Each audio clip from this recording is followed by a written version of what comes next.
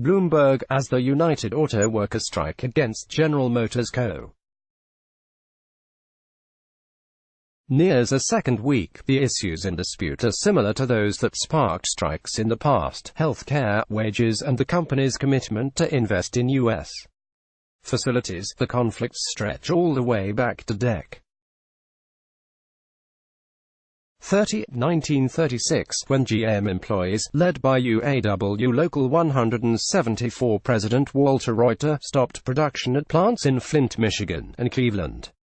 They were protesting low wages and conditions that included 12 to 14-hour shifts, 6 days a week, often in oppressive heat on fast-moving assembly lines. But instead of walking out, they sat a day down in the factories, and there they stayed for 44 days. In the ensuing 8 decades, there would be dozens of contract negotiations, concessions on both sides, and strikes, including the current one that sent 46,000 GM workers to the picket lines for the first time in 12 years.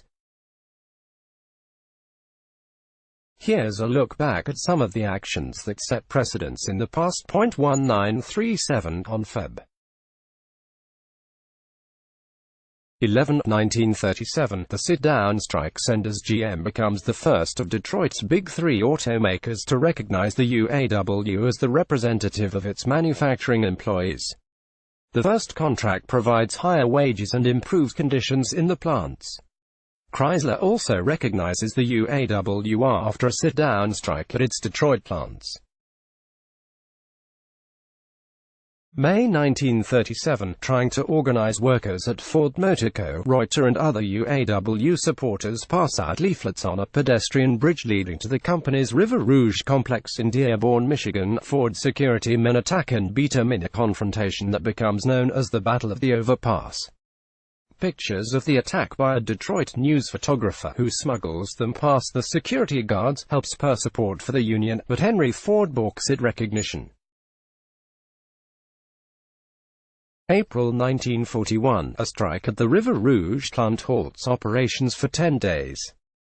Henry Ford's wife, Clara, helps persuade him to negotiate with the UAW, and the first contract is signed in June. 1945-46, Reuter, now a UAW vice president and head of the GM department, wants a 30% pay increase to help workers in the aftermath of World War II.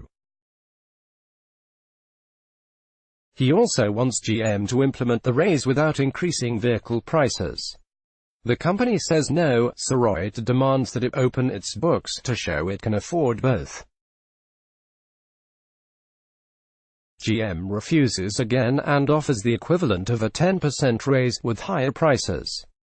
The union rejects the offer, and on November 21, 1945, begins what will be a 113-day national strike.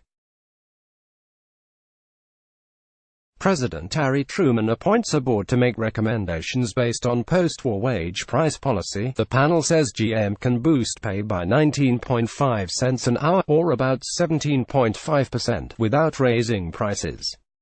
Ultimately, the company and union agree on an 18.5 per hour increase.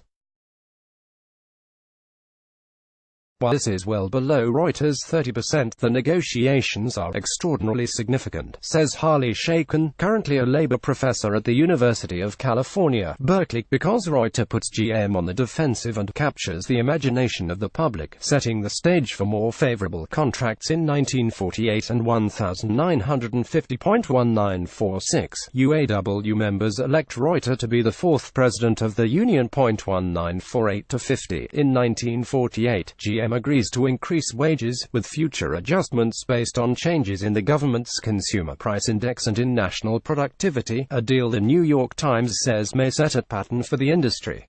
A year later, Ford becomes the first U.S. automaker to negotiate a pension plan with the UAW as part of a 30-month contract, $100 a month for each eligible worker. Ford agrees to pay the cost and to administer the plan jointly with the union. Chrysler agrees to the $100 benefit during contract talks but refuses to pay for it until after a strike in 1950 that lasts about 100 days. The Chrysler agreement covers 3 years. GM and the UAW will later negotiate a 5-year pact that includes a pension plan, along with new and improved medical and other benefits. The provisions in what will be known as the Treaty of Detroit do set the tone for industry contracts for the next 30 years. 1970 Reuter dies in an airplane crash on May 9, and Leonard Woodcock becomes the 5th UAW president. In September, he leads a strike against GM that lasts for 67 days, stopping production across the automaker's facilities.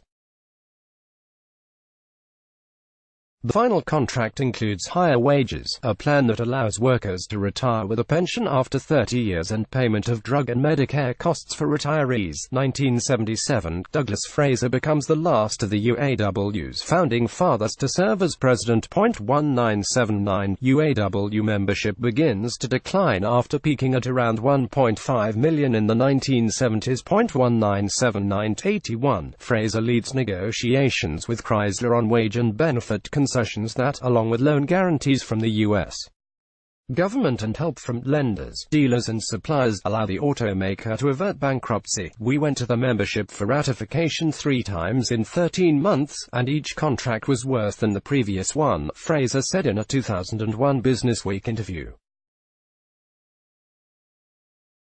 We really didn't know if Chrysler was going to survive. Ford and GM also will ask for concessions in the 1980s, as Japanese auto companies take an increasing share of U.S. car sales, and the UAW's focus in contract negotiations shifts to job security.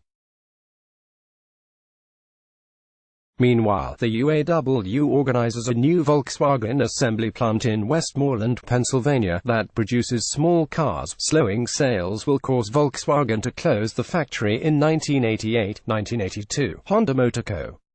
opens the first Japanese-owned auto plant in the U.S. to build Accord cars. The UAW reaches an agreement with management that the company will remain neutral on a possible unionization vote at the Marysville, Ohio, factory. 1983, Owen Bieber becomes the 7th UAW president and seeks more labor management cooperation with the Big Three. 1985-86, the Canadian branch of the UAW secedes from the parent union in anger over concessions to GM, Ford and Chrysler. The UAW withdraws its national labor relations petition for a unionization vote at Honda's Ohio plant. 1995, Stephen Yokich, a strike leader whose mother famously pushed his stroller on a picket line when he was 22 months old, becomes the 8th UAW president. 1998, as the auto industry becomes increasingly global, and companies seek to better manage parts inventories to contain costs, more than 9,000 workers strike a GM metal stamping plant and a parts supply facility in Flint, Michigan.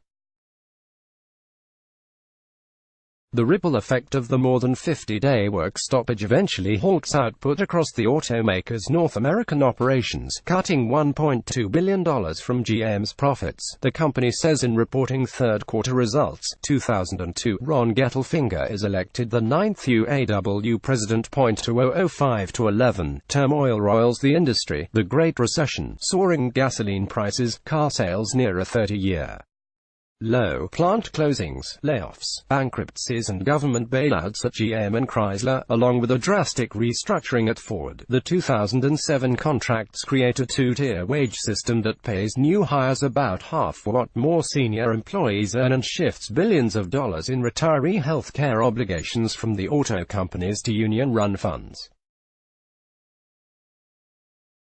In 2011 negotiations, Bob King, elected the UAW's 10th president the previous year, says workers must be rewarded for the $7,000 to $30,000 each gave up since 2005 in surrendering raises, bonuses and cost of living adjustments, along with other concessions. The final agreements provide signing and additional bonuses, higher hourly pay for entry-level employees and other benefits. GM, Ford and Chrysler, now majority owned by Fiat SPA, commit to adding jobs and investing in American plants. "We made important gains for our members," King says after GM workers approved their contract. 2014-15, Dennis Williams is elected the 11th president in 2014. In 2015, some rank-and-file members criticize him for accepting a bear hug from Fiat Chrysler Chief Executive Officer Sergio Marchionne at an event to kick off contract talks. Workers overwhelmingly vote down the initial deal Williams signs off on with the automaker, the first such rejection of a national proposal since 1982, according to the Detroit Free Press. Members later approve an agreement that includes greater concessions from the company, including a path to senior-level pay for entry-level workers. 2018, Gary Jones becomes the 12th UAW president in June 2018. In August 2019, FBI agents raid his home and the home of Williams, his predecessor, as part of an investigation into corruption involving the union related to illegal use of training center funds.